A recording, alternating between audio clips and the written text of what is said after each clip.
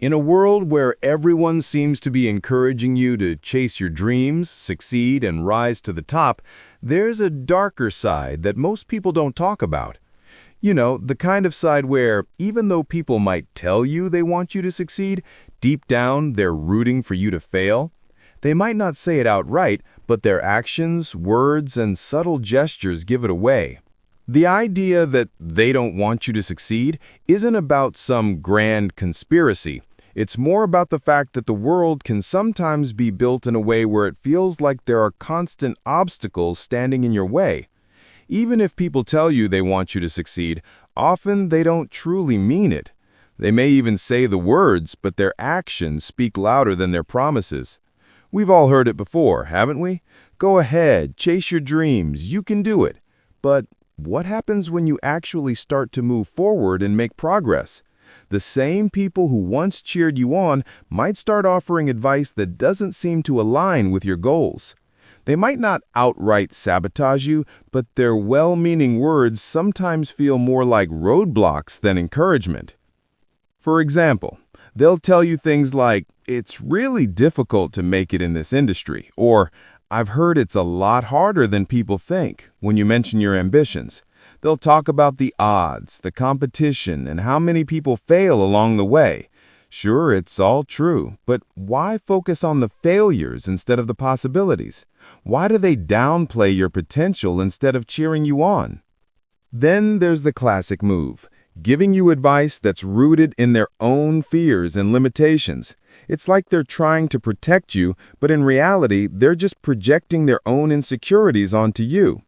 Don't take risks, they'll say. It's better to play it safe. But what they don't understand is that playing it safe isn't always the best option. Sometimes taking risks is the only way to grow, to learn, and to ultimately succeed. But these well-meaning individuals don't see it that way. They'd rather you stay comfortable in a box they've put you in, where you're less likely to get hurt and more likely to stay where you are. It's a form of control, really. Even if they claim to want the best for you, their actions reveal a desire to keep you where you are. Not too successful, not too ambitious, not too much of a threat to their own sense of security. It's like they don't want you to shine brighter than they do, or at least not in a way that makes them feel small in comparison. It's an uncomfortable truth, but it happens more often than we'd like to admit. They don't want you to succeed because your success might mean they have to change. It might mean they have to look at their own life and question their choices. It's much easier to put someone down or push them back when they start to rise. After all, if you make it, what does that say about their life? It forces them to reflect on their own lack of action, their own missed opportunities. If you succeed, it might make their complacency feel like a failure. So instead of supporting you, they'll try to drag you down to their level. They might not even realize they're doing it, but it's happening. This is where you need to learn the difference between what people say and what they actually mean. Sure, they might smile at you, encourage you to chase your dreams, and wish you the best. But when you start to gain momentum, when things start to move in your favor, that's when the real test begins. That's when you'll start to see who truly wants you to succeed and who is just paying lip service to the idea of it. It's not easy to keep pushing forward when the world around you is constantly telling you to slow down, be careful, or just settle for what you have. But that's where the real power lies, in ignoring the noise and focusing on your own path. The world will try to tell you that you can't, that you shouldn't, and that it's too late. But success isn't just about external validation. It's about pushing through the doubt, the fear, and the skepticism that others throw your way. One of the most common forms of resistance comes from those who claim they care about you. Be careful, they warned. This might not be as easy as you think. But why would they say that? Why not just trust in your ability to figure things out on your own? The truth is, they're scared. They're scared of change. They're scared of watching someone else succeed when they feel stuck in their own life. It's a strange kind of jealousy, one that wears a mask of concern and caution. But the thing is, you can't let their fear become your own. You can't let their limited view of what's possible hold you back. If you're constantly listening to people who tell you what you can't do, you'll start to believe it. You'll start to think their fears are your own, and that's when you stop trying. That's when the dream dies.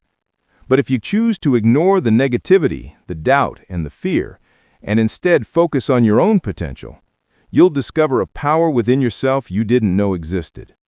There's also the whole issue of timing. People will tell you it's not the right time to start something. You should wait until you have more experience, they'll say. But the truth is, there will never be a perfect time. There will always be something standing in the way, whether it's money, time, or experience. The perfect time is never coming. So if you wait for the right moment, you'll never get started. And that's exactly what they want. They want you to wait, to hesitate, to doubt yourself, until you give up. But the most dangerous part is when people close to you say things like, "I'm so proud of you for trying." They might seem supportive, but what they're really saying is, "I don't believe you'll make it, but I'm proud of you for not giving up yet." It's a backhanded compliment wrapped in false encouragement. They don't really think you're going to succeed, and deep down, they might not want you to either. So how do you deal with this? How do you keep moving forward when the world seems to be filled with people who don't want you to succeed, even though they claim to? The answer lies in your mindset. You have to believe in yourself, even when others don't.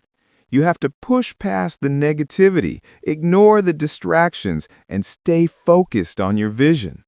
The world will throw obstacles at you, and people will try to convince you to slow down or give up. But if you keep your eyes on the prize and stay committed to your path, you'll find a way to make it happen.